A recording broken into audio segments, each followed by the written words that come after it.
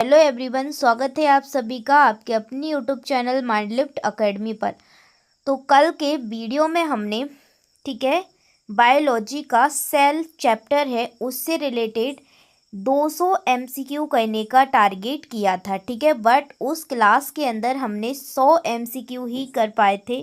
तो अब जो 100 एमसीक्यू बचे थे वो आज के लेक्चर में हम कंप्लीट करेंगे। तो पूरे 200 एमसीक्यू हमारे कवर हो जाएंगे बायोलॉजी के अंदर जो चैप्टर है सेल यानी कोशिका उससे रिलेटेड। डन। अगर आपने जो प्रीवियस लेक्चर नहीं देखा है पार्ट 1 सेल के 200 एमसीक्यू का, तो आप लोग देख लीजिए।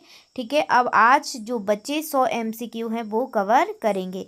मेनली आज सेल डिवीजन यानी कोशिका विभाजन से रिलेटेड एमसीक्यू रहेंगे। और यहाँ से एमसीक्यू अगर आप किसी भी कॉम्पिटिटिव एग्ज़ाम्स की तैयारी कर रहे हैं, लाइक एसएससी में किसी भी एग्ज़ाम, रेलवे के अंदर किसी भी एग्ज़ाम, बैंकिंग, टीचर या फिर अदर, तो यह सेशन आपके लिए वेरी वेरी हेल्पफुल होने वाला है। तो चलिए स्टार्ट करें। फर्स्ट क्वेश्चन है, कोशिका विभाजन का मुख्य उद्देश्य क्या है?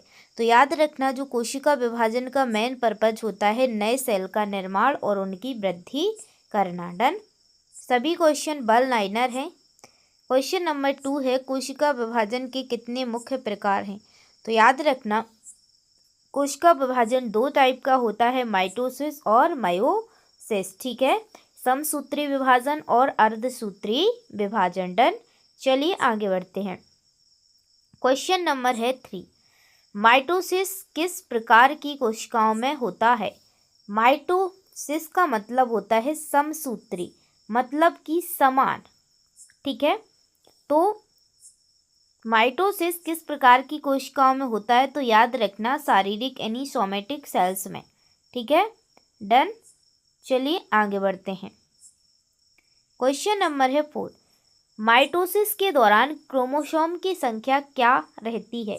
तो याद रखना, माइटोसिस के दौरान क्रोमोसोम की जो संख्या है वो अपरिवर्तित रहती है, यानी मूल जैसी, यानी इसमें परिवर्तन नहीं होता, सेम होती है। डन। क्योंकि माइटोसिस का मतलब है समसूत्री, समान। याद रखना, मैं माइटोसिस ही बोलूँगी। क्वेश्चन नंबर है 5, मायोसिस किस प्रकार की कोशिकाओं में होता है? मायोसिस का मतलब है अर्धसूत्री विभाजन। याद रखना, माइटोसिस समसूत्री और मायोसिस अर्धसूत्री, इन दोनों को याद रख लेना। तो मायोसिस किस प्रकार की कोशिकाओं में देखने को मिलेगा? तो याद रखना, जनन कोशिकाओं में यानी गैमीट में हमारे अंदर भी मायोसिस होता है। डन। क्वेश्चन नंबर है 6, मायोसिस में क्रोमोसोम की संख्या क्या होती है? तो याद रखना, जो मायोसिस मतलब अर्धसूत्री विभाजन, तो अर्धसूत्री विभाजन में आधी हो जाती है। डन। क्वेश्चन नंबर है 7, माइटोसिस के कितने चरण होते हैं? यानी समसूत्री विभाजन के कितने चरण होते हैं? तो याद रखना, 4 चरण होते हैं, प्रोफेज, मेटाफेज, एनाफेज और टीलोफेज। डन। क्वेश्चन नंबर है 8, प्रोफेज में क्या होता है? जो प्रोफेज है उसमें क्या होता है? तो याद रखना, जो प्रोफेज है उसमें क्रोमोसोम संकुचित और स्पष्ट दिखाई देते हैं। डन। क्वेश्चन नंबर है 9, मेटाफेज में क्रोमोसोम किस स्थान पर आ जाते हैं? तो याद रखना, मेटाफेज में जो क्रोमोसोम है वो सेल के मध्य रेखा मध्य रेखा पर आ जाते हैं। इक्विटोरियल प्लेट पर। क्वेश्चन नंबर है 10, एनाफेज में क्या होता है? तो याद रखना, एनाफेज में क्रोमोसोम के दोनों बहनों को अलग किया जाता है, यानी दोनों जो डॉटर सेल हैं उनको क्या किया जाता है? अलग किया जाता है। डन। चलिए आगे बढ़ते हैं। पुत्री कोशिकाएं। क्वेश्चन नंबर है 11, क्या पूछा है? टीलोफेज में क्या बनता है? तो याद रखना, टीलोफेज में न्यूक्लियस, झिल्ली और 2 नई सेल बनती हैं। न्यूक्लियस, झिल्ली बनती है और 2 और नई कोशिकाएं बनती हैं। क्वेश्चन नंबर 12 है, साइटोकाइनेसिस क्या है? तो याद रखना, साइटोकाइनेसिस है साइटोप्लाज्म का विभाजन और 2 नई कोशिकाओं का निर्माण। डन। सभी क्वेश्चन वेरी वेरी इंपॉर्टेंट है। सेशन पसंद आए ज़रूर चैनल को सब्सक्राइब करके वीडियो को लाइक ज़रूर कर देना और अपने फ्रेंड्स के साथ भी लिंक को शेयर कर देना। और इसकी जो PDF है वो पाना चाहते हैं तो टेलीग्राम ग्रुप पर ज्वाइन हो सकते हैं। क्वेश्चन नंबर 13 है माइटोसिस और मायोसिस में मुख्य अंतर क्या है। तो याद रखना माइटोसिस और मायोसिस में मुख्य अंतर होता है कि माइटोसिस में 2 समान कोशिकाएं होती हैं और मायोसिस में 4 अलग अलग कोशिकाएं होती हैं बट हैप्लोइड होती हैं। डन। क्वेश्चन नंबर है 14 मायोसिस कितने चरण में होता है। तो याद रखना मायोसिस का मतलब है, हमेशा बोल रही हूँ, अर्धसूत्री विभाजन। ठीक है, तो इसमें 8 चरण होते हैं, prophase first, metaphase first, anaphase first, telophase first और prophase second, metaphase second, anaphase second और टीलोफेज सेकंड। तो टोटल कितने चरण हुए? 8 चरण। डन। क्वेश्चन नंबर है 15, क्या पूछा है, प्रोफेज फर्स्ट में क्या विशेष होता है। तो याद रखना जो प्रोफेज फर्स्ट है उसमें विशेष होता है क्रॉसिंग ओवर, यानी जीन का आदान प्रदान होता है। वेरी वेरी मोस्ट इंपॉर्टेंट है, याद रखना। क्वेश्चन नंबर 16 है मयोसिस सेकंड में क्या घटित होता है। तो याद रखना मयोसिस सेकंड में घटित होता है माइटोसिस जैसा विभाजन, क्रोमोसोम की संख्या और आदि होती है। ठीक है, इसमें क्रोमोसोम की संख्या कैसी होती है? आधी होती है, हाफ होती है। क्वेश्चन नंबर है 70, क्रॉसिंग ओवर किस चरण में होता है। तो याद रखना जो क्रॉसिंग ओवर है वो प्रोफेज फर्स्ट में होगा। क्वेश्चन नंबर है 18, माइटोसिस का समय क्यों महत्वपूर्ण है। तो याद रखना माइटोसिस का समय है वो इसलिए महत्वपूर्ण है क्योंकि ये क्या करता है, विकास, मरम्मत और पुनः उत्पादन के लिए उपयोगी होता है। डन। क्वेश्चन नंबर है 19, माइटोसिस में नए सेल का गुण क्या रहता है। तो याद रखना माइटोसिस में नए सेल का गुण रहता है माता कोशिकाओं के समान गुण। क्वेश्चन नंबर है 20, क्या पूछा है कि मायोसिस का मुख्य उद्देश्य क्या है। तो याद रखना मायोसिस का मुख्य उद्देश्य है जैविक विविधता और प्रजनन। ठीक है, जैविक विविधता और प्रजनन के लिए मायोसिस जरूरी होता है। क्वेश्चन नंबर है 21, माइटोसिस का सबसे लंबा चरण कौन सा है। तो याद रखना माइटोसिस का सब में लंबा चरण है प्रोफेज। डन। क्वेश्चन नंबर है 22, मेटाफेज में क्रोमोसोम किस संरचना में जुड़ते हैं। तो याद रखना क्रोमोसोम जो मेटाफेज में है वो स्पंडल फाइबर से जुड़ते हैं। किससे जुड़ते हैं? स्पंडल फाइबर से। डन। क्वेश्चन नंबर है 23, क्या पूछा है, एनाफेज में क्रोमोसोम अलग होने की गति किसके द्वारा होती है। तो याद रखना एनाफेज में क्रोमोसोम अलग होने की गति किसके द्वारा होती है? स्पंडल फाइबर के द्वारा। क्वेश्चन नंबर है 24, टीलोफेज में क्या स्पष्ट दिखाई देता है। तो याद रखना जो टीलोफेज है उसमें क्या स्पष्ट दिखाई देता है? 2 नए न्यूक्लियस झिल्ली क्या है, स्पष्ट दिखाई देते हैं। डन। क्वेश्चन नंबर है 25, साइटोकाइनेसिस किससे शुरू होती है। तो याद रखना जो साइटोकाइनेसिस है वो एनाफेज के अंत में, ठीक है, शुरू होती है। डन, एनाफेज के अंत में। क्वेश्चन नंबर है 26, माइटोसिस में क्रोमोसोम की संख्या स्थिर क्यों रहती है। इसलिए रहती है माइटोसिस में क्रोमोसोम की संख्या क्योंकि गुणसूत्रों की संख्या समान रहती है, इसलिए क्रोमोसोम की संख्या भी स्थिर रहती है। डन। क्वेश्चन नंबर है 27, मायोसिस में कितनी नई कोशिकाएं बनती हैं। तो याद रखना 4 नई कोशिकाएं और बनती हैं। डन। क्वेश्चन नंबर है 28, मायोसिस में क्रोमोसोम की संख्या कैसी होती है। तो याद रखना मायोसिस यानी अर्धसूत्री विभाजन में आधी हो जाती है। क्वेश्चन नंबर 29, प्रोफेज फर्स्ट में होमोलॉग क्रोमोसोम क्या करते हैं। ठीक है, तो याद रखना प्रोफेज फर्स्ट में जो होमोलॉग क्रोमोसोम है वो क्या करते हैं, जोड़ी बनाकर क्रॉसिंग ओवर करते हैं। डन। किसी भी क्वेश्चन में कोई डाउट है कमेंट सेक्शन में बेझिझक पूछ सकते हैं मेरे से। ठीक है। क्वेश्चन नंबर 30 है, माइटोसिस के दौरान स्पंडल फाइबर का मुख्य कार्य क्या है। तो याद रखना माइटोसिस के दौरान जो स्पंडल फाइबर है उनका मुख्य कार्य है क्रोमोसोम को अलग करना। डन। क्वेश्चन नंबर है 31, मायोसिस कैसे जैविक विविधता देता है। तो याद रखना क्रॉसिंग ओवर और स्वतंत्र वितरण को। डन। चलिए आगे बढ़ते हैं। क्वेश्चन नंबर है नेक्स्ट, माइटोसिस का मुख्य उद्देश्य क्या है। तो याद रखना उसका मुख्य उद्देश्य होता है विकास करवाना, मरम्मत करवाना और वृद्धि करना। डन। क्वेश्चन नंबर है 33, क्या पूछा है कि प्रोफेज सेकंड में क्या होता है। तो याद रखना प्रोफेज सेकंड में होता है, क्रोमोसोम संकुचित होते हैं और नई स्पिंडल बनती हैं। देन क्वेश्चन नंबर है 34, मेटाफेज सेकंड में क्रोमोसोम कहाँ रहते हैं? तो याद रखना मध्य रेखा पर रहते हैं। मेटा मतलब मध्य, ऐसे याद रख लेना। क्वेश्चन नंबर 35 है, एनाफेज में क्या होता है? तो याद रखना एनाफेज में जो बहन क्रोमोसोम है यानी डॉटर क्रोमोसोम है वो अलग हो जाते हैं। देन क्वेश्चन नंबर है 36, टेलोफेज में क्या होता है? टेलोफेज सेकंड में तो क्या बनता है? तो याद रखना 4 हैप्लॉइड सेल बनती हैं। क्वेश्चन नंबर है 37 कि माइटोसिस किस प्रकार के जीवों में होता है? तो याद रखना जो माइटोसिस है वो सभी यूकेरियोटिक सेल में होता है। डन। क्वेश्चन नंबर है 38, क्या पूछा है? मायोसिस में क्रॉसिंग ओवर किसे बढ़ाता है?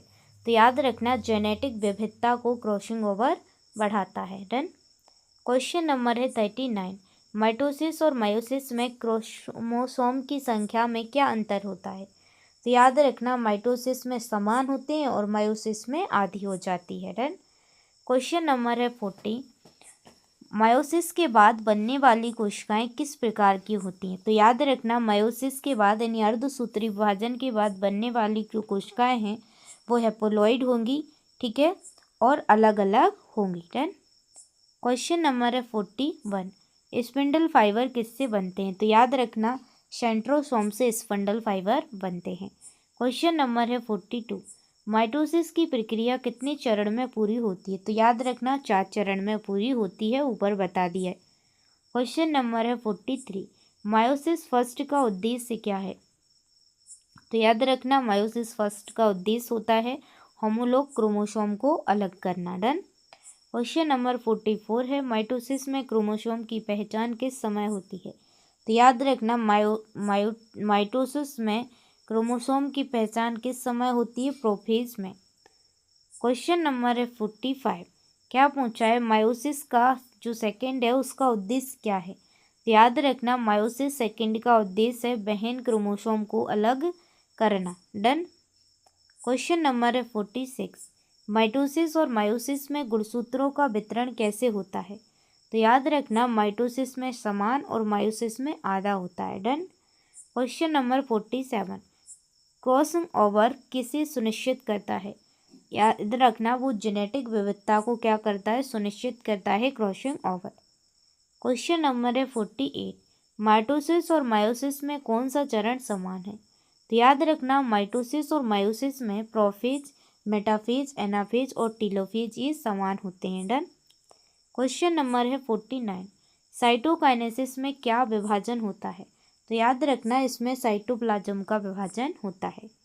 क्वेश्चन नंबर है 50, माइटोसिस की प्रक्रिया में कौन सा ऑर्गेनेल सबसे महत्वपूर्ण है? तो याद रखना वो है सेंट्रोसोम। क्वेश्चन नंबर है 51, माइटोसिस और मायोसिस में कौन सा ऑर्गेनेल क्रोमोसोम को खींचने में मदद करता है? तो याद रखना जो सेंट्रोसोम है, ठीक है, वो ही क्या है? क्रोमोसोम को खींचने में मदद करता है। तो याद रख लेना इस चीज़ के लिए, ठीक है। क्वेश्चन नंबर है 52, माइटोसिस का अंतिम परिणाम क्या होता है? 2 समान डिप्लॉइड कोशिकाएं, ठीक है। अंतिम परिणाम होता है 2 समान होती हैं और जो कोशिकाएं होती हैं वो डिप्लॉइड होती हैं, ठीक है, आधी नहीं होती हैं। क्वेश्चन नंबर है 53, क्या पूछा है? मायोसिस के अंतिम चरण में क्या होते हैं? तो मायोसिस यानी अर्धसूत्री विभाजन के अंतिम चरण में 4 हैप्लॉइड कोशिकाएं होंगी, ठीक है, सिंगल। क्वेश्चन नंबर है 54, प्रोफेज फर्स्ट में क्रॉसिंग ओवर क्यों होता है? इसलिए होता है क्योंकि जेनेटिक विविधता बढ़ाने के लिए। डन। किसी भी क्वेश्चन में कोई भी डाउट होता है बेझिझक कमेंट सेक्शन में पूछ सकते हैं। क्वेश्चन नंबर 55, मेटाफेज में क्रोमोसोम किसके द्वारा व्यवस्थित होते हैं? तो याद रखना स्पिंडल फाइबर के द्वारा व्यवस्थित होते हैं। क्वेश्चन नंबर है 56, एनाफेज में बहन क्रोमोसोम कितने भागों में विभाजित होते हैं? तो याद रखना 2 भागों में विभाजित होते हैं जो बहन क्रोमोसोम हैं। डन। क्वेश्चन नंबर है 57, क्या पूछा है? टेलोफेज में न्यूक्लियस झिल्ली कब बनती है? तो याद रखना टेलोफेज में न्यूक्लियस झिल्ली है वो क्रोमोसोम अलग होने के बाद ही बनती है। क्वेश्चन नंबर है 58, क्या पूछा है, माइटोसिस और मायोसिस में सबसे लंबा चरण कौन सा है? तो याद रखना दोनों में है प्रोफेज। क्वेश्चन नंबर है 59। साइटोकाइनेसिस किस प्रकार की कोशिकाओं में अलग हो सकती है? तो याद रखना प्लांट और एनिमल दोनों में। डन। करेक्ट आंसर है प्लांट और एनिमल। क्वेश्चन नंबर 60 है, माइटोसिस किससे नियंत्रित होती है या होता है? तो याद रखना सेल चक्र और सेंट्रियोसोम से क्या होती है? नियंत्रित होती है, कंट्रोल होती है। क्वेश्चन नंबर है 61। क्या पूछा है, मायोसिस में क्रोमोसोम की संख्या आधी क्यों होती है? इसलिए होती है ताकि प्रजनन में सही संख्या बनी रहे। ठीक है। क्वेश्चन नंबर 62 है, क्रॉसिंग ओवर किस चरण में होता है? तो याद रखना प्रोफेज फर्स्ट में क्रॉसिंग ओवर होता है। क्वेश्चन नंबर है 63। माइटोसिस में क्रोमोसोम की संख्या क्यों समान रहती है?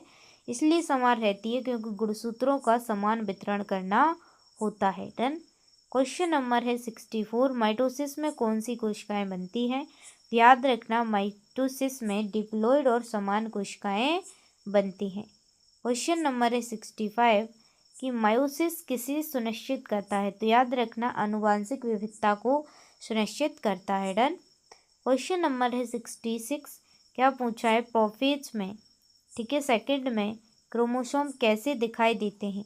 याद रखना प्रोफेज सेकंड में जो क्रोमोसोम है वो संकुचित और स्पष्ट दिखाई देते हैं। डन। क्वेश्चन नंबर है 67। क्या पूछा है, मेटाफेज सेकंड में क्रोमोसोम का स्थान क्या है? याद रखना मध्य रेखा पर। क्वेश्चन नंबर है 68। एनाफेज सेकंड में क्रोमोसोम किसके द्वारा खींचे जाते हैं? याद रखना स्पिंडल फाइबर के द्वारा खींचे जाते हैं। क्वेश्चन नंबर है 69। क्या पूछा गया है कि टेलोफेज सेकंड में कितनी कोशिकाएं बनती हैं? तो याद रखना जो टेलोफेज सेकंड है उसमें 4 हैप्लोइड सेल बनती हैं। क्वेश्चन नंबर है 70। साइटोकाइनेसिस के बाद कोशिकाएं क्या होती हैं? याद रखना साइटोकाइनेसिस के बाद जो कोशिकाएं हैं वो अलग अलग और स्वतंत्र होती हैं। डन। फिर कहूँगी किसी भी क्वेश्चन में कोई डाउट है कमेंट सेक्शन में पूछें। चैनल को सब्सक्राइब कर लें अगर अभी तक आपने चैनल को सब्सक्राइब नहीं किया है, क्योंकि यहाँ पर मैं बायोलॉजी के आप सभी के साथ शेयर करूँगी वेरी वेरी इंटरेस्टिंग और exam oriented MCQ। Question number है 71। माइटोसिस और मायोसिस में कौन सा चरण समान होता है? याद रखना prophase, metaphase, anaphase, telophase. Repeated question है। Question number 72। माइटोसिस का मुख्य उद्देश्य क्या है? ये भी रिपीटेड क्वेश्चन है। क्या बताया था? वृद्धि, मरम्मत और विकास।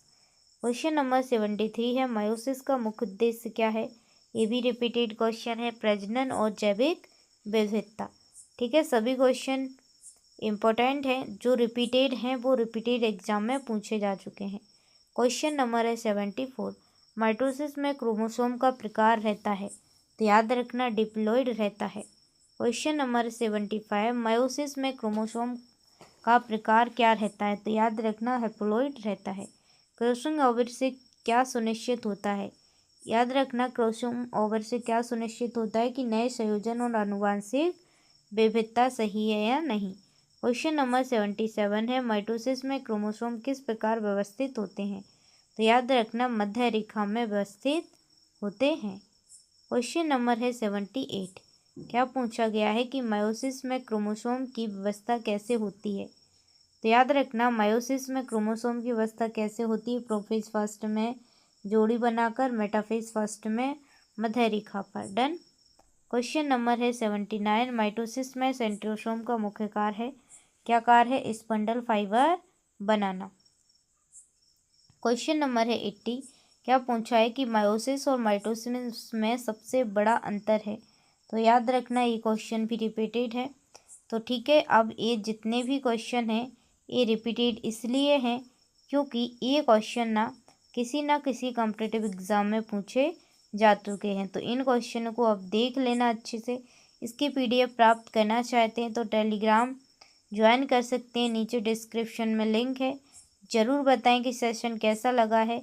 हमने सेल टॉपिक के से रिलेटेड टॉप 200 MCQ कवर करे हैं। आप सभी लोगों का प्यार और सपोर्ट रहा तो ठीक है, तो मैं और अच्छे अच्छे कंटेंट लाती रहूँगी, MCQ लाते रहूँगी, सभी selected by exam oriented. Bye bye, take care, love you all. हंसते रहो, मुस्कुराते रहो, पढ़ते रहो।